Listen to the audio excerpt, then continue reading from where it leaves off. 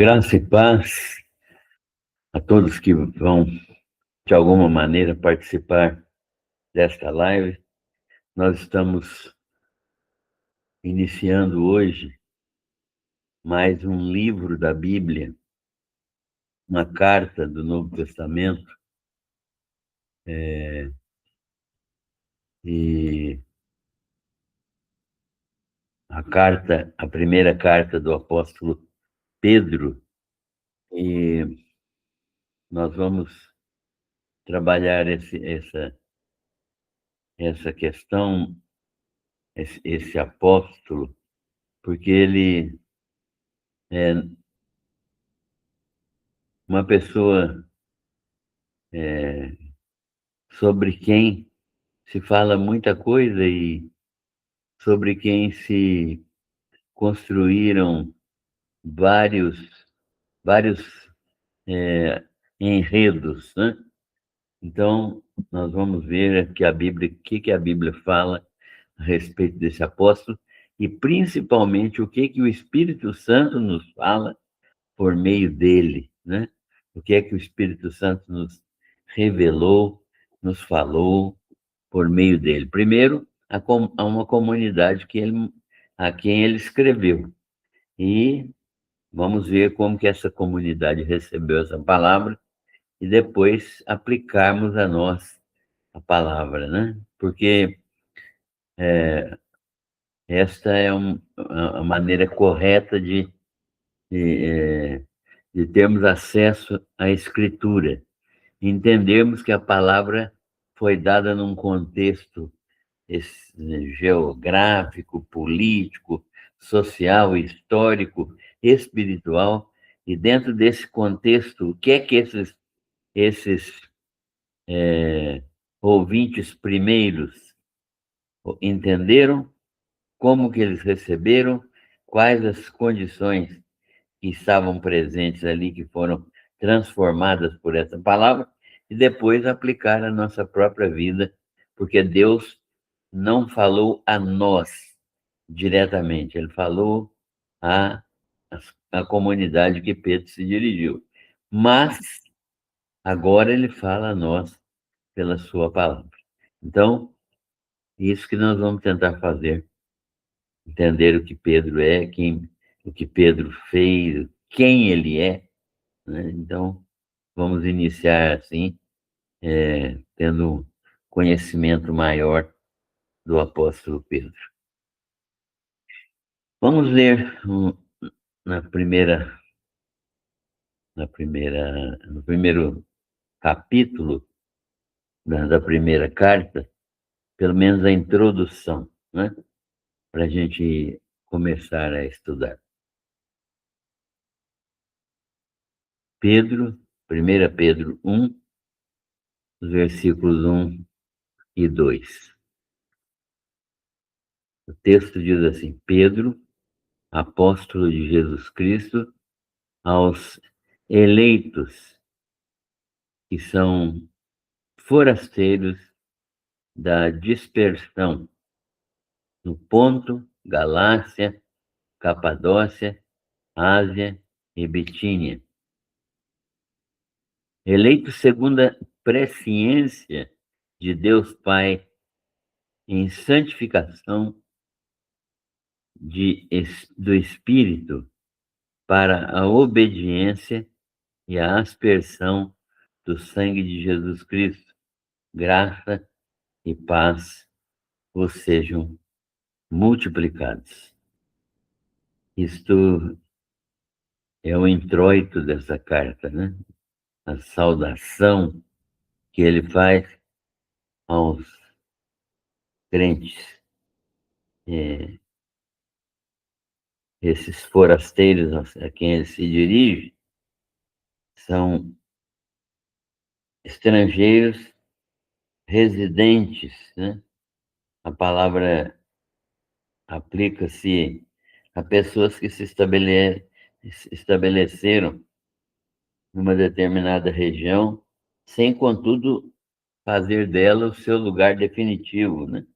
De residência permanente. Os leitores cuja verdadeira cidadania estava no céu, são citados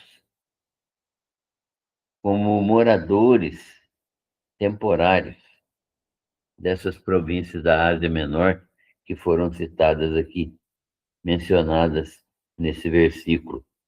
E a ideia expressa neste versículo é uma ideia interessante que mostra Deus, em sua sabedoria, escolhendo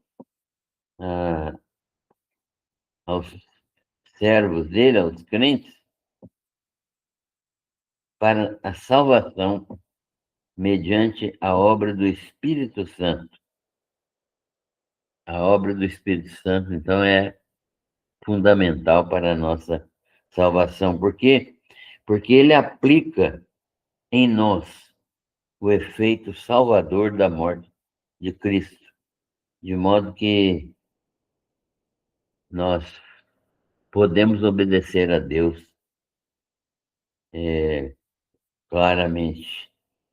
Podemos obedecer ao Senhor nosso Deus nesta condição agora de termos sido feitos filhos de Deus.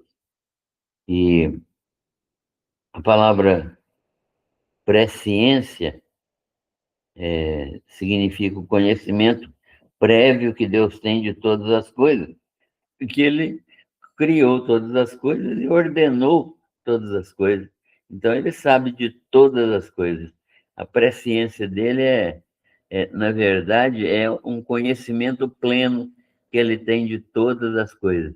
Não é que a presciência... Tem gente que pensa na presciência da seguinte maneira: Deus tem uma capacidade de entender, de compreender, de conhecer todas as coisas. E pensam que que Deus vai... e essa condição é que permite Deus saber o que estava no passado, o que está no presente e o que está no futuro, tudo ao mesmo tempo. Não é isso que a Bíblia ensina a respeito disso.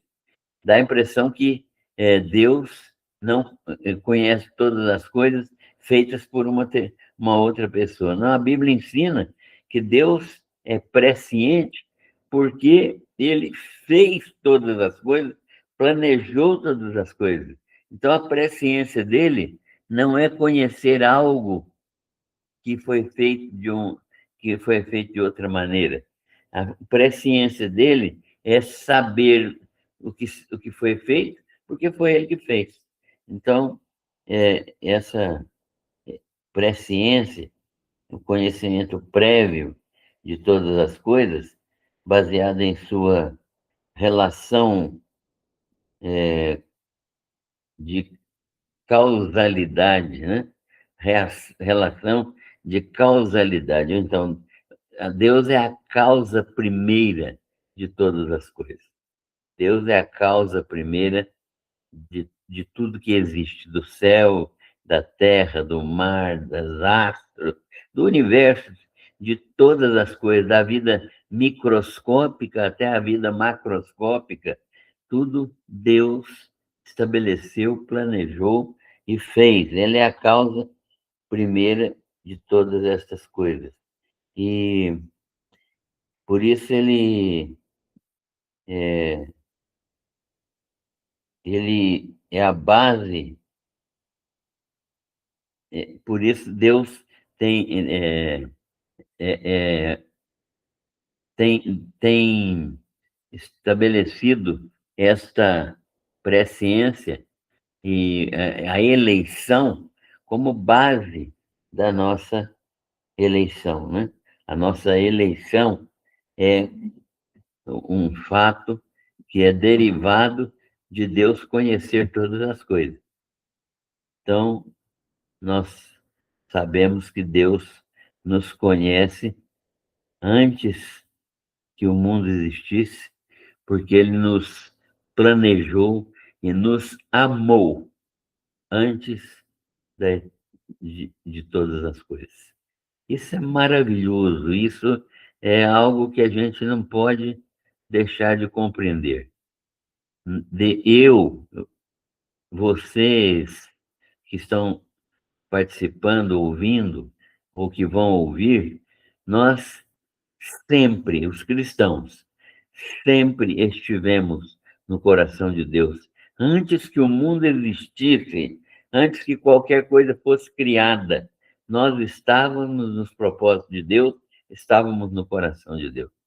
Esse amor infinito é que fez Jesus Cristo vir a este mundo, né? A presciência divina envolve toda a consciência ativa de Deus com respeito a tudo aquilo que já aconteceu e ainda há de acontecer.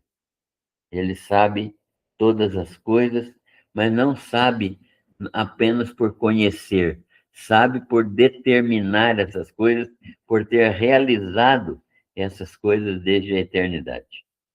Então, ele ele é um Deus que nos amou e nos ama desde a eternidade. E há uma doutrina que mostra isso claramente, que é uma doutrina, um texto bíblico, que é o texto de Efésios. Paulo tem a mesma compreensão de Pedro a respeito desse assunto. E ele fala aqui de aspersão do sangue, significando com isso a aplicação pessoal do sacrifício de Cristo. No Velho Testamento, os pecadores eram aspergidos com uma mistura de sangue e água e um, um óleo ou um tipo de perfume que era misturado a sangue e água, sangue do cordeiro, e era aspergido um feixe, um molho de isopo. Isopo era uma planta que tem uns galhos mais compridos e finos, e eles então embebiam aquela, aquele galho nesta mistura e aspergiam sobre as pessoas, né? Espirravam sobre as pessoas. E então aquilo significava que aquelas pessoas que recebiam esta mistura estavam purificadas, né? Elas já tinham entregue os seus cordeiros e os cordeiros já haviam sido mortos, o sangue já havia sido derramado, e elas então recebiam as bênçãos inerentes ao sacrifício, né? Porque aquele sacrifício do cordeiro representava, figurava, né? Era uma sombra do sacrifício de Cristo. E todos os utensílios, às vezes, dos templos, todo o tabernáculo era purificado dessa maneira. Então, Pedro está usando essa figura de linguagem quando ele diz aqui, eleito segundo a presciência de Deus, Deus Pai, em santificação do Espírito, para a obediência e a aspersão do sangue de Jesus Cristo. Então, ele está falando sobre essa situação de aplicação pelo Espírito Santo dos efeitos do sangue de Cristo na nossa vida espiritual. Aplicação pessoal do sacrifício de Cristo. Então, essa primeira epístola de Pedro, que nós vamos estudar, fala bastante desta graça, que significa segurança que o crente pode ter, né? E que significa a ação soberana de Deus, né? a presciência de Deus agindo segundo a sua boa vontade para conosco. E isso é fundamental. Mas vamos tentar entender um pouco quem é Pedro.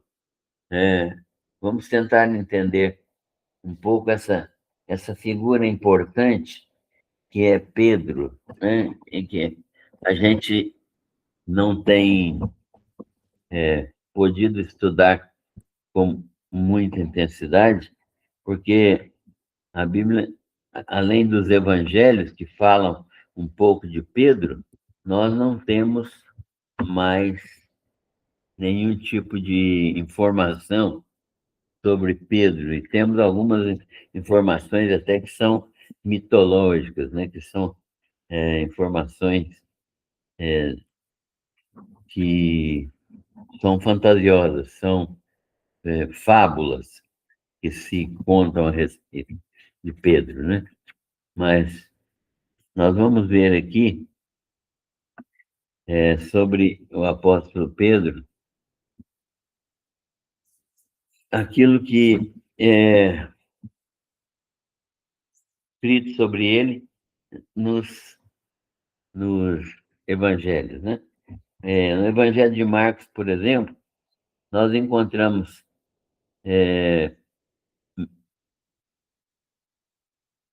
Pedro mencionado primeiro,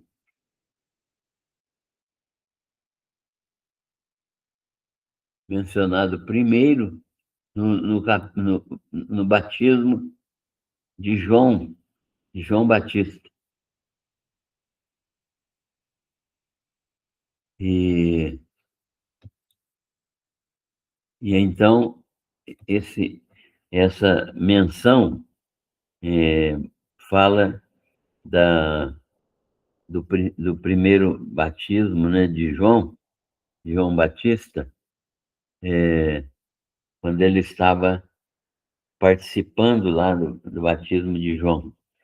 Nesse primeiro encontro com Jesus,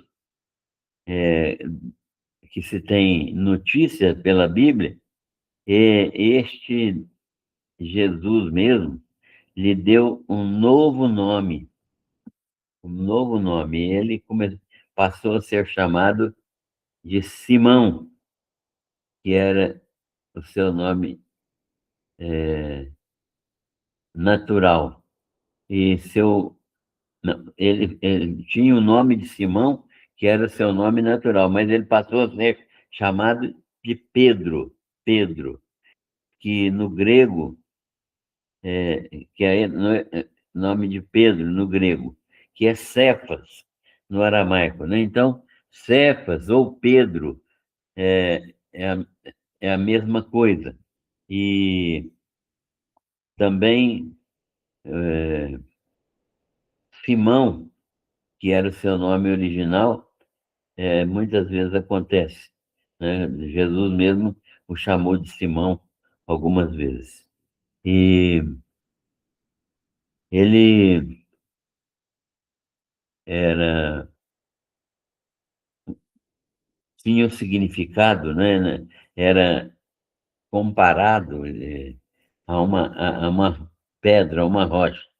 Então ele foi reafirmado em sua confissão, ele teve reafirmado em sua confissão esse nome.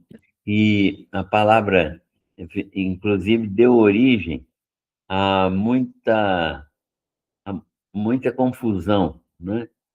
Criou-se uma ideia de que Pedro é a pedra sobre a qual a igreja está assentada. Isso é uma ideia do romanismo, porque na, na, na nossa palavra de Deus, na Bíblia, não existe essa possibilidade de pensar isso, né? A palavra de Deus nos ensina primeiro que a rocha é Jesus. E a Bíblia ensina também que a igreja está assentada sobre a pessoa de Jesus. Pedro é uma rochinha, uma rocha pequena, um pedrisco, mas é desses elementos, dessa natureza, que a igreja vai ser constituída.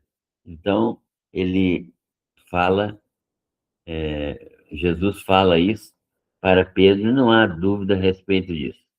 Mas os textos bíblicos que nós encontramos sobre Pedro falam primeiro que ele era casado, né?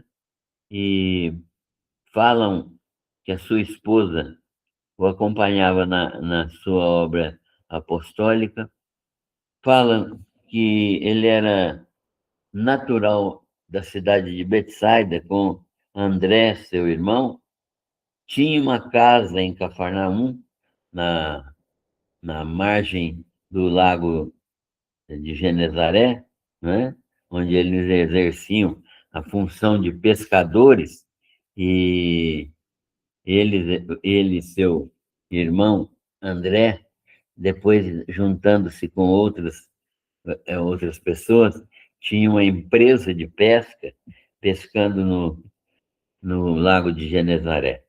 Então, a gente vê que a sua profissão primeira era de pescador.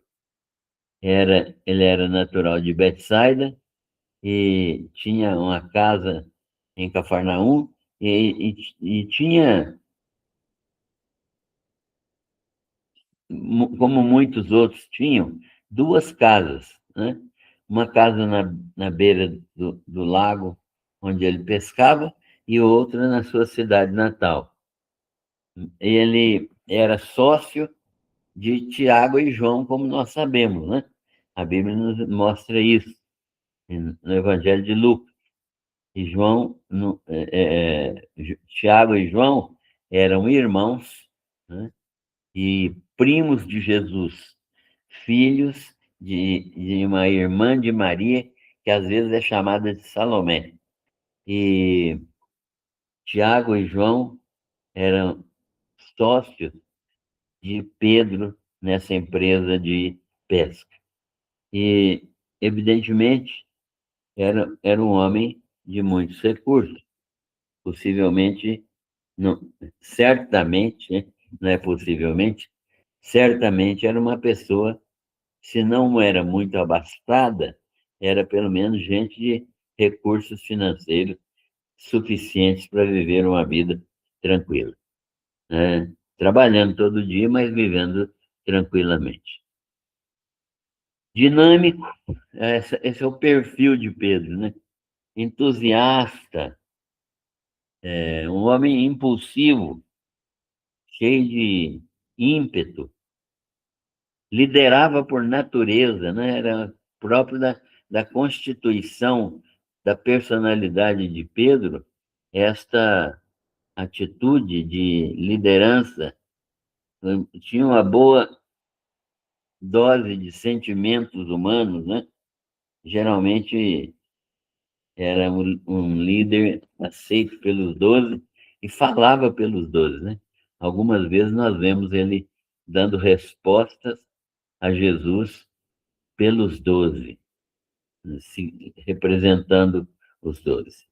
Seu nome era Rocha, nós já falamos sobre isso. Rocha, a palavra Pedro, Petros no grego, significa rocha. E Cefas no aramaico também significa rocha. Jesus deu esse nome a Pedro, indicando assim seu verdadeiro caráter, né? Um caráter é, um caráter é, firme, né? Em que pese as vacilações que ele teve, mas uma pessoa de boa índole, muito bem compreendido, né, pelo Senhor Jesus. E tinha muita força de convicção, decidia as coisas no impulso, mas assumia as suas decisões, tinha coragem, ousadia, embora de vez em quando desse uma pisada na bola, né? Como ele fez ao negar Jesus 3 vezes na noite da da crucificação, na noite do julgamento de Jesus. Era absolutamente destemido, uma pessoa que, mesmo perseguida, era firme na sua posição e tinha um impulso muito grande em relação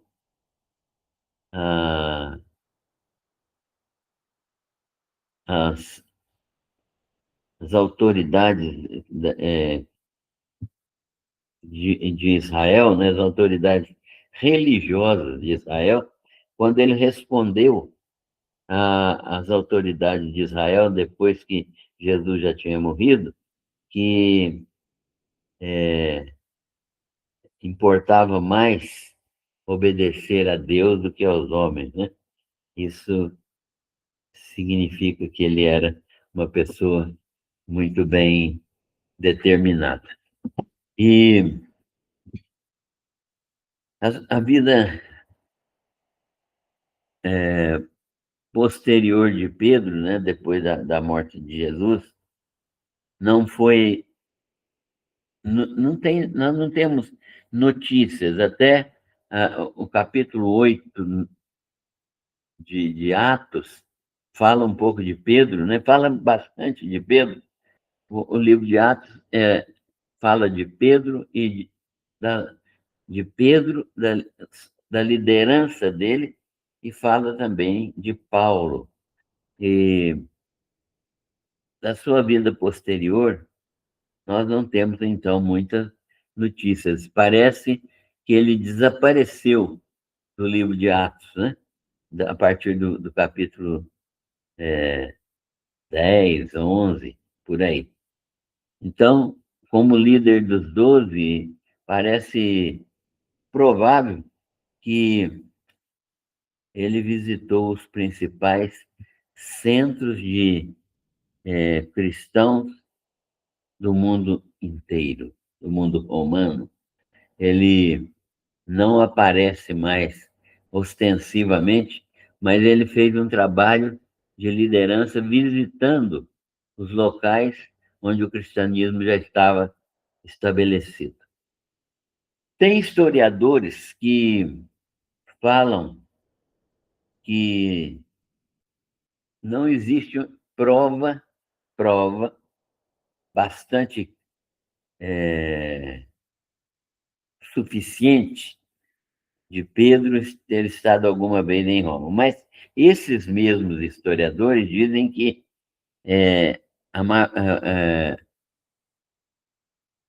parece ser provável, pode ser provável que no último ano de sua vida, por volta do último ano da sua vida, ele deve ter ido a Roma ou, ou deve ter sido levado para lá por ordem de Nero, que era o imperador daquele tempo, ou porque ele tinha deliberado mesmo ajudar a fortalecer os cristãos, e Pedro então foi a Roma e para vislumbrar o sofrimento dos cristãos que sofriam a terrível perseguição do famigerado Nero, né? Então a tradição, né, mostra isso.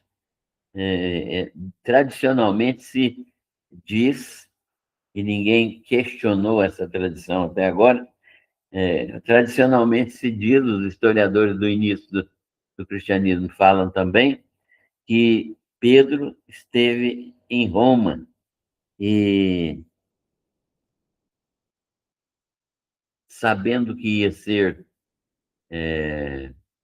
vítima do governo romano, né? Sabendo que ia ser executado, martirizado, ele foi convencido. Há uma história, né? Assim, é até um filme antigo, mas um filme interessante, chamado Quo Vadis. É uma expressão latina, né? que pergunta, que é uma pergunta, aonde vais, né? E essa história é a seguinte, um resuminho dessa história. Ele estava em Roma, sabia que ia ser martirizado, e ele foi convencido pelos amigos, né, crentes de Roma, para sair de lá para não morrer. E fizeram tal trabalho na cabeça dele que ele resolveu sair de Roma. E quando ele estava na estrada, na Via Ápia, teve uma visão. E nessa visão ele se encontra com Jesus e ele encontra com Jesus, né? E aí ele pergunta para Jesus: Senhor, onde vais? Covardes, né? Onde vais? E Jesus responde para ele: Vou a Roma para ser morto outra vez, para ser crucificado de novo em Roma. Pedro, então, todo envergonhado e humilhado, tomou a decisão de voltar para a cidade e ficar ali até terminar a sua vida, né? Quando ele foi crucificado de cabeça para baixo, porque ele não se achava digno de padecer, de sofrer a morte que o seu Senhor, como se fosse o seu, como se fosse a morte do seu Senhor Jesus Cristo, né? Então ele preferiu ser crucificado de cabeça para baixo. Isso é o que a tradição sempre pregou, ensinou, e não é desmedida esta pretensão, não. Eu creio que, eu creio que ele esteve em Roma, né? A carta, o Evangelho de Marcos foi da autoria, na verdade, da autoria mental, da autoria intelectual de Pedro, e Marcos estava em Roma quando ele escreveu o Evangelho. Então, Pedro certamente estava em Roma também. E parece mais um, um, um fato histórico do que realmente alguma coisa fa fantasiosa, né? Como alguém tem querido demonstrar. A tradição também diz que a esposa de Pedro chamava-se Concórdia, mas alguns citam o nome de Perpétua, e que também ela foi martirizada. E Pedro a encorajou durante o martírio, falando com ela as seguintes palavras: Lembra-te, querida, de nosso Senhor. Então foi uma vida que assumiu completamente o compromisso de servir a Jesus em qualquer circunstância. Neste texto que nós lemos no início do capítulo aqui, nós temos a citação de algumas igrejas. Deixa eu pegar a Bíblia aqui. Isso. Então, ele fala aqui, assim: Pedro, apóstolo de Jesus Cristo, aos eleitos que são forasteiros da dispersão no Ponto, 1, Galácia, 2, Capadócia, 3, Ásia, 4, e Bitínia, 5. São 5 regiões, e essas regiões foram evangelizadas por Paulo. Mas nós estamos vendo aqui que Pedro está escrevendo para eles. Ele tinha esse esta incumbência de zelar. Jesus mesmo foi quem deu essa incumbência para Pedro, né? Disse: cuida dos meus cordeirinhos, né? Quando ele negou 3 vezes a Jesus, depois, quando Jesus o restaurou, perguntando a ele, naquele momento em que eles foram encontrar Jesus na praia, depois de uma pescaria infrutífera e depois milagrosa, porque Jesus falou para eles pescarem à direita do barco e eles recolheram 153 grandes peixes. Ali naquele momento, Jesus falou com ele: Simão, filho de Jonas, tu me amas? E ele disse: eu gosto do Senhor. E aí Jesus falou com ele: apacenta os meus cordeirinhos. Segunda vez, Jesus perguntou: Simão, filho de Jonas, tu me amas? E ele novamente respondeu: Senhor, eu gosto de ti. Apacenta as minhas ovelhas, disse Jesus. E a terceira vez, Jesus pergunta: Simão, filho de Jonas, tu me amas? E ele então, entristecido, né? Ele se lembrou perfeitamente de como ele tinha negado o seu mestre. Então ele disse assim: não mais eu gosto, né? Porque Jesus perguntava: eu amo, tu me amas? E ele respondia: eu gosto. Né? No grego são diferentes. Em português é tudo igual, mas no, no, no grego é diferente. E aí ele responde do jeito certo, né? Ele responde: eu te amo, Senhor. E Jesus então orienta para que ele seja o cuidador das ovelhas, apacenta as minhas ovelhas. E então ele foi visitar essas congregações que Paulo tinha evangelizado, né? E as igrejas das 5 províncias da Ásia Menor, né? Ponto, Galácia, Capadócia, a Ásia e a Bitínia, tudo na Ásia Menor. E essas igrejas foram fundadas por Paulo, mas nós presumimos que Pedro, alguma vez, ou mais de uma vez, visitou essas igrejas. E algumas delas, Paulo tinha escrito alguma coisa, como Gálatas, Efésios, Colossenses, e Pedro tem algumas semelhanças notáveis, são algumas semelhanças bem próximas mesmo com os Efésios. Mais tarde, essas mesmas igrejas também João endereçou o livro do Apocalipse, né? Essas mesmas igrejas da Ásia Menor. Muito bem.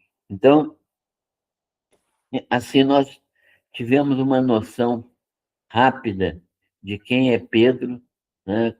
Como é que Pedro era, e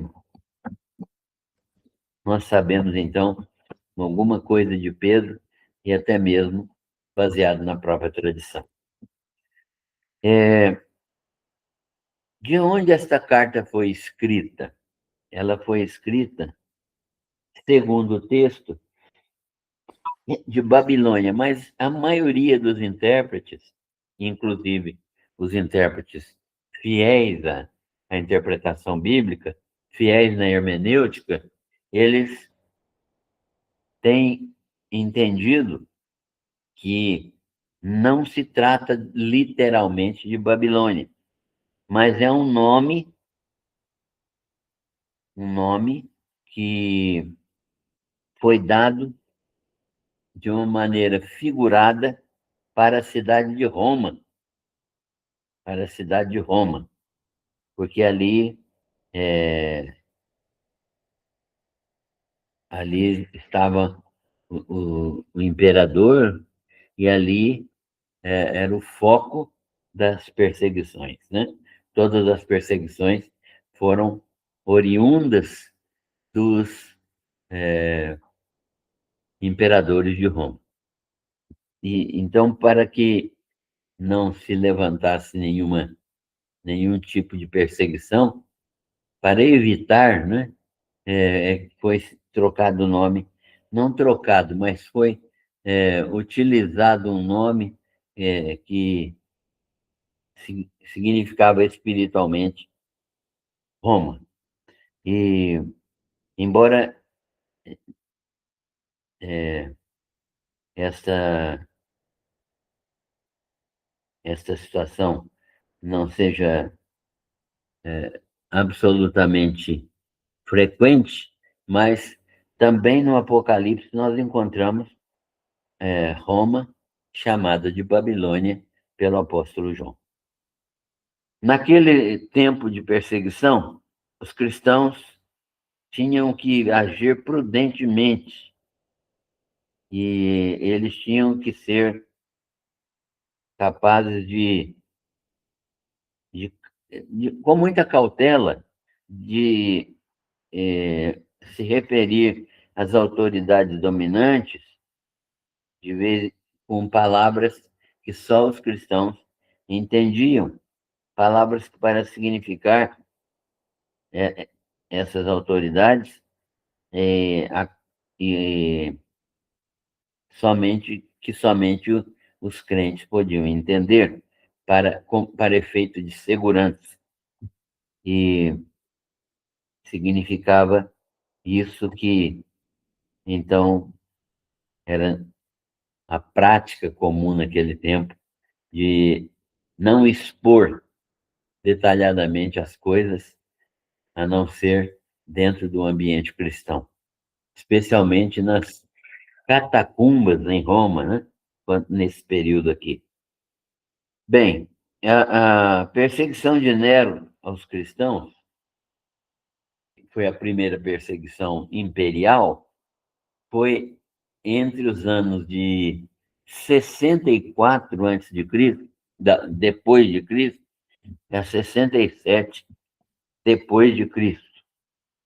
Um período aí de 4 anos. Era muito pesada essa perseguição, de sorte que em Roma e nos seus arredores havia iluminação noturna. Sabe como que era essa iluminação noturna? Eram crentes vivos, amarrados em postes altos, como tochas vivas, né? Embebidos em algum tipo de combustível, especialmente óleo, e queimando durante a noite toda, lançando esses gritos lancinantes de dor insuportável, enquanto Nero se deliciava com os prazeres da carne no seu palácio, ouvindo aqueles gritos dos cristãos. O imperador incentivava os inimigos dos cristãos em toda parte a se prevalecer do mais leve pretexto para perseguir os cristãos. Sabemos disso, que era um tempo de intensa provação e sobretudo uma situação de tentativa de extermínio dos cristãos. Quando a gente lê livros de boa qualidade da história da igreja, a gente pode perceber isso de uma maneira bem clara, bem certa e segura. Nessa época, a igreja tinha aproximadamente 35 anos.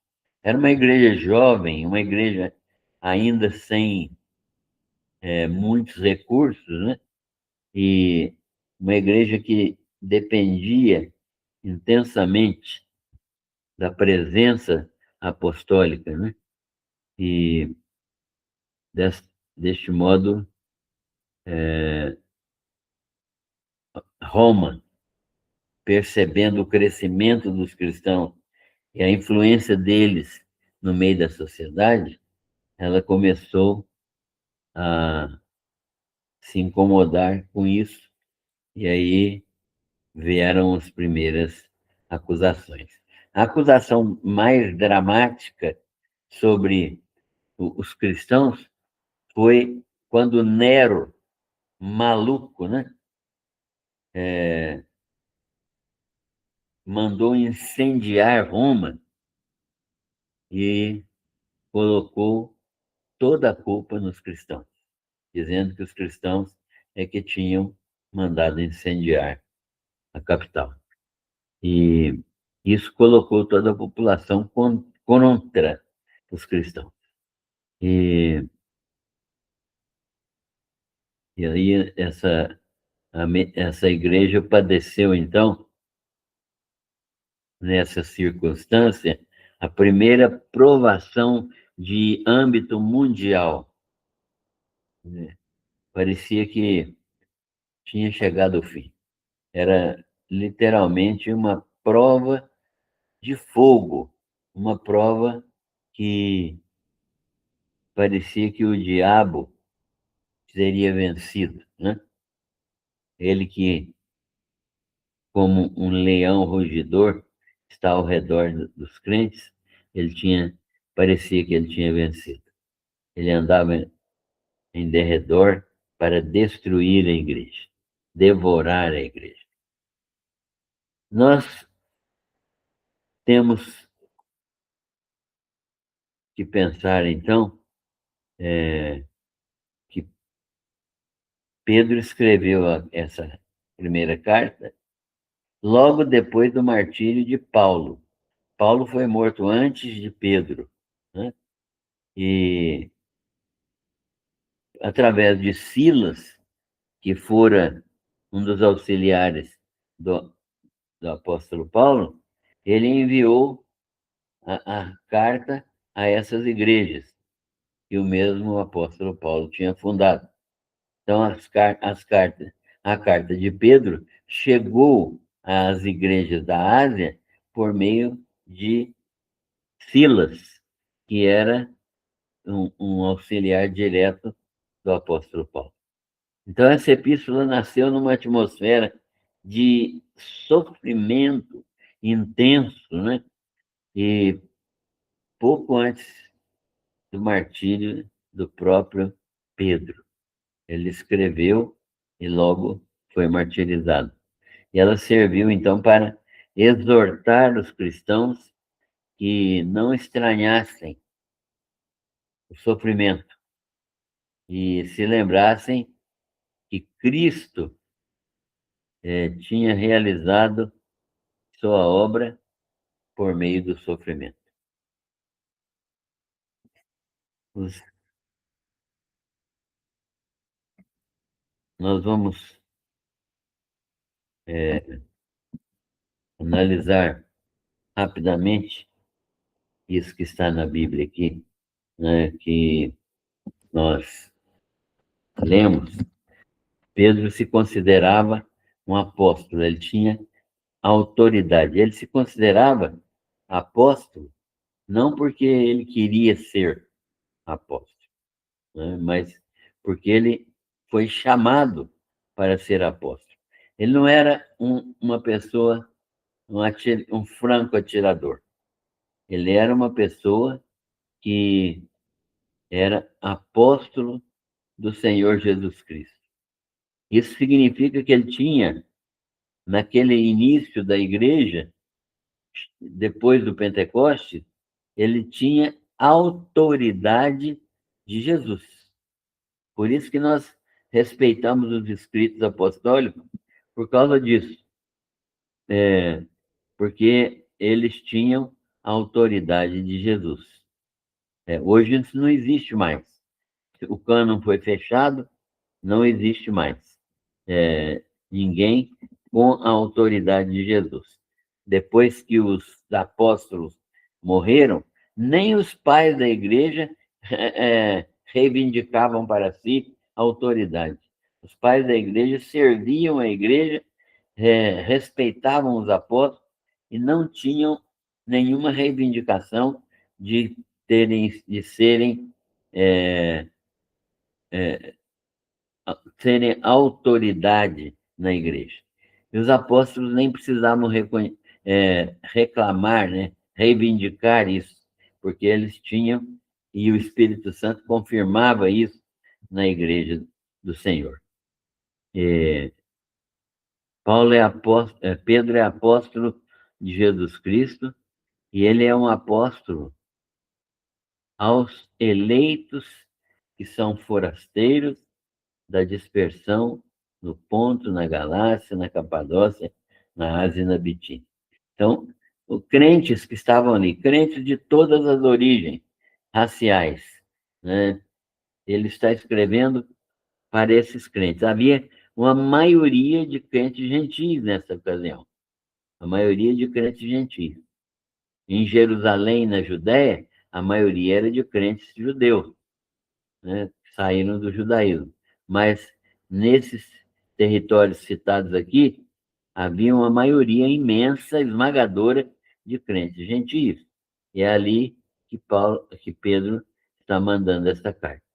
Ele escreve para os irmãos que são eleitos. É uma palavra muito boa para a gente entender. Deus nos escolheu. Por que Deus me escolheu? Eu não sei. Se eu fosse Deus, eu não me escolhia, mas Deus escolheu, né? E Deus escolheu e nos elegeu, né?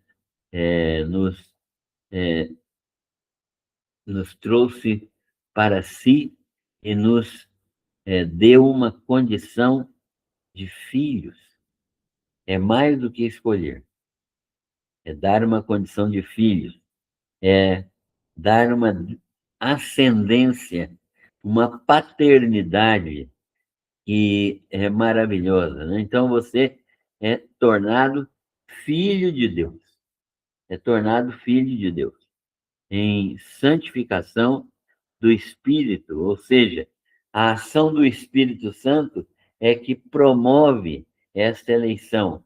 E ao mesmo tempo em que ele nos escolhe, ele promove a santificação, que é o trabalho do Espírito Santo na nossa vida, para nos tornar cada vez mais semelhantes ao Filho Jesus, que é o modelo para todos nós. Ele é o nosso Salvador, mas é também o nosso modelo. E para obediência, tem gente que fica falando que é crente, mas não obedece. Obediência é demonstração absoluta de fidelidade e de fé salvadora. A fé salvadora é demonstrada por obediência ao Senhor, obediência por amor. E essa obediência e a aspersão do sangue de Jesus Cristo, que é a operação que o sangue de Jesus Cristo faz, purificando-nos de todo pecado e nos aproximando justificados diante de Deus. É muito importante pensar nisso, porque nós somos aproximados diante de Deus por causa da justificação. Ninguém chega perto de Deus sem ser justificado. Ou seja, o único meio de se chegar a Deus é por meio de Cristo. Não há possibilidade alguma de chegarmos a Deus por outro meio. E o sangue de Cristo, então, é que opera esta manifestação de graça do Senhor Deus. E aí ele fala, para vocês, graça e paz vos sejam multiplicadas. Vocês já receberam graça se tornando eleitos. A presciência de Deus já se manifestou de tal modo que vocês foram escolhidos. E agora, escolhidos, vocês têm que viver na graça de Deus, no favor que imerecido, naquela ação maravilhosa, ação do, do amor de Deus que vem operar nos nossos corações e trazer paz. Por causa do quê? Por causa da reconciliação. Só existe paz na nossa vida se houver reconciliação. Qual reconciliação? A nossa reconciliação com Deus. Paulo ensina isso aos Romanos quando ele diz que agora reconciliados com Deus, somos justificados pela fé.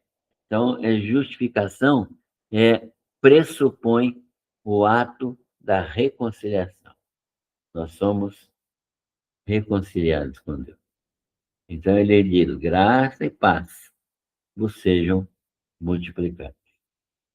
Esta é uma pequena introdução da primeira epístola de Pedro. Se Deus quiser, na semana que vem, nós vamos continuar a fazer essa meditação nessa carta de tão grande importância e que nos ajuda a compreender a misericórdia divina, como é que Deus pode operar tão grandemente na nossa vida. Deus abençoe a todos que participam ou que vão participar e até a semana que vem, se Deus quiser.